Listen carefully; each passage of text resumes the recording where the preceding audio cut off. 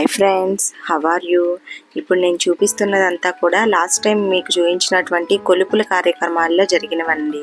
ఆ కొలుపుల సమయంలో ఈ అమ్మవార్లని బాగా సముద్రం దగ్గర కడిగేసేసి అమ్మవారికి సంబంధించిన వస్తువులన్నింటినీ కూడా శుభ్రం చేసి మళ్ళీ అక్కడ మేము మీకు ఫస్ట్లో చూపించిన భాండం అనే దానిలో ప్లేస్ చేసేస్తారనమాట.